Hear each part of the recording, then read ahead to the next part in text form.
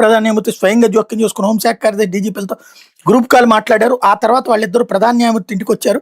చివరికి అర్ధరాత్రి తర్వాత న్యాయాధికారులు విడుదలయ్యారు. ఆ తర్వాత వారి వాహనాలపై రాళ్లు, కర్రలు, ఇటుకలతో దాడి జరిగింది. రాత్రి 11 గంటల వరకు కలెక్టర్ అక్కడికి రాలేదు. రాత్రి వేళ నేను కఠినమైన ఆదేశాలను మౌఖికంగా ఇవ్వాల్సి వచ్చిందని సీజేఐ పేర్కొన్నారు. హైకోర్టు సీజే నుంచి లేఖ వచ్చిన ఎందుకు చర్యలు తీసుకోలేదో చెప్పాలంటూ ప్రభుత్వ ప్రధాన కార్యదర్శి, డీజీపీ, జిల్లా మ్యాజిస్ట్రేట్, ఎస్పీలను సుప్రీంకోర్టు ఆదేశించింది. ఈ నెల 6వ తేదీన ఆన్లైన్ ద్వారా అందరూ అధికారులు విచారణకు హాజరు కావాలని సూచించింది. ఈ ఘటన మీద విచారణ జరిపి నివేదిక ఇవ్వాలని ఎన్నికల సంఘాన్ని ధర్మాసనం ఆదేశించింది. ఈ ఘటనకు రాజకీయాలతో సంబంధం ఏం లేదంటున్నారు. మరి నాయకులు ఏం చేస్తున్నారు? కొందరు చట్టాన్ని తమ చేతుల్లోకి తీసుకుంటే అసలు ఏం జరుగుతుందో తెలుసుకోవడానికి అక్కడికి వెళ్లాల్సిన బాధ్యత వాళ్ళకి లేదా. వాళ్ళు సాయంత్రం 5 గంటల నుంచి 11 గంటల వరకు గొడవ కొనసాగించారు.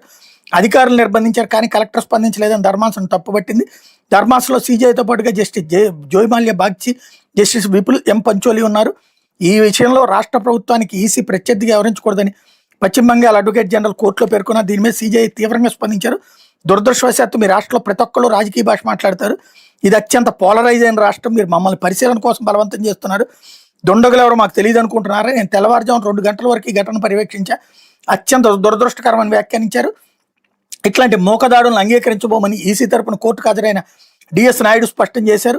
ఈ ఘటన ఆమోదయోగ్యం కాదని అత్యున్నత న్యాయస్థానం అప్పగించిన బాధ్యతలు నిర్వహిస్తున్న న్యాయాధికారులపై దాడి చేయడం అంటే సుప్రీంకోర్టుపై దాడి చేయడమేనని స్పష్టం చేశారు. ఈ ఘటన సాధారణమని కొందరు న్యాయవాదులు చెప్పడానికి ప్రయత్నించగా సీజే తీవ్ర ఆగ్రహం వ్యక్తం చేశారు. హైకోర్టు ప్రధాన న్యాయమూర్తి లేఖను పరిశీలించడానికి కూడా ప్రభుత్వ ప్రధాన కార్యదర్శి అందుబాటులో లేకుండా పోవడం మీద సుప్రీంకోర్టు ధర్మాసనం అసంతృప్తి వ్యక్తం చేసింది. వాట్సాప్ సౌకర్యం ఉన్న ఫోన్ నెంబర్ను ఆయన అందించలేదని, దీంతో సమాచారం అందించే అవకాశం లేకుండా పోయిందని పేర్కొంది. సర్ ప్రక్రియలో ఏ ఒక్క న్యాయాధికారికి అవరోధాలు ఎదుర్కోకుండా సుప్రీంకోర్టు ధర్మాసనం అనేక సూచనలు చేసింది. వారి ప్రాణానికి, స్వేచ్ఛకు, ఆస్తులకు, కుటుంబ సభ్యుల రక్షణకు భరోసా కల్పించాలని ఈసీకి సూచించింది.